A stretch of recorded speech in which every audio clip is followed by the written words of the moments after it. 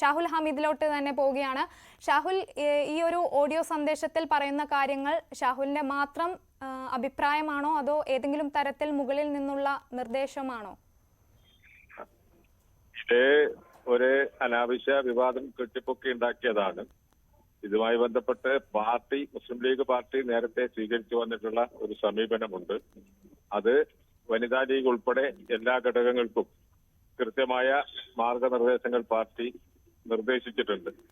ആ മാർഗനിർദ്ദേശങ്ങൾ ലംഘിക്കുന്ന രീതിയിലുള്ള ഒരു പ്രവണത വനിതാ ലീഗിന്റെ ഭാഗത്തുനിന്ന് ആവേശത്തിന്റെ പുറത്തുള്ള പ്രകടനങ്ങളിൽ ഉണ്ടാവരുത് എന്ന ഒരു ജാഗ്രതയ്ക്ക് വേണ്ടി അവരുടെ വാട്സപ്പ് ഗ്രൂപ്പിൽ അയച്ച ഒരു സന്ദേശം പുറത്തു വന്നതാണ്. ഒരിക്കലും അവരെ പൊതുപരിപാടികളിൽ പങ്കെടുക്കരുതെന്നോ അത്തരം പരിപാടികളിൽ നിന്ന് അവരെ മാറ്റി നിർത്തണമെന്നോ ഉള്ള ഒരു നയം മുസ്ലിം ലീഗ് പാർട്ടിക്കില്ല.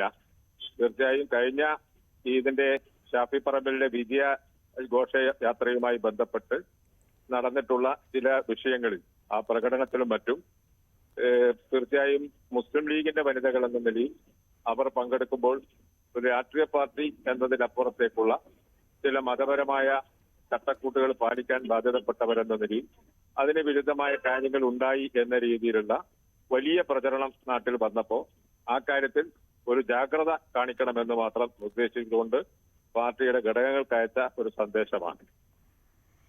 അവരുടെ പ്രിയപ്പെട്ട നേതാവ് വിജയിച്ചു വരുമ്പോൾ അതിന് ഒരു ആഹ്ലാദ പ്രകടനം എന്ന രീതിയിൽ ഒന്ന് കൈകൊട്ടി പാടുന്നതാണോ ഇത്ര വലിയ തെറ്റ്?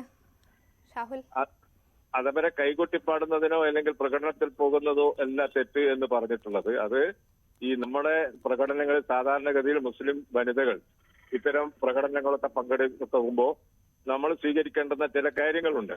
അത് നിർബന്ധമായും പാലിക്കണമെന്ന് അവരെ ഒന്ന് ഉണർത്തി എന്ന് മാത്രമേ ഉള്ളൂ. കൈകൊട്ടിപ്പാടുന്നതോ ഇനി അല്ലെങ്കിൽ ജാഥയെ പങ്കെടുക്കുന്നതോ തെറ്റാണ് എന്ന അർത്ഥത്തിലല്ല അത് പറഞ്ഞിട്ടുള്ളത്. അതിന്റെ പരിധികൾക്കപ്പുറത്തേക്ക് കാര്യങ്ങൾ പോകരുത് എന്നൊരു ജാഗ്രതയ്ക്ക് വേണ്ടി അവരോട് ആവശ്യപ്പെട്ടെന്ന് മാത്രമേ ഉള്ളൂ. കാലം മാറി 2024 ഈ കാലത്തും ഇത്തരം ജാഗ്രതയുടെ ഒക്കെ ആവശ്യമുണ്ടോ? അത് വില പോകുന്നു തോന്നുന്നുണ്ടോ? അത് ആ നിലയിൽ വ്യാഖ്യാനിക്കുന്നതിന്റെ ഒരു അർത്ഥം ഇത് കാര്യം മാത്രമാണ്. മുസ്ലിം ലീഗ് പാർട്ടിയെ സംബന്ധിച്ചിടത്തോളം വനിതാ ശാക്തീകരണത്തിന് ഏറ്റവും ശക്തമായ നിലപാട് പാർട്ടി സ്വീകരിച്ചിട്ടുണ്ട്.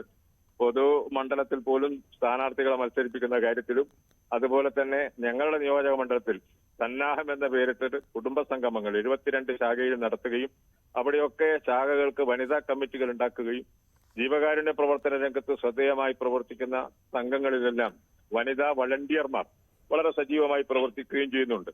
അതൊന്നും അവരെ മാറ്റി നിർത്തുക എന്നതല്ല പാർട്ടി ഉദ്ദേശിച്ചത്.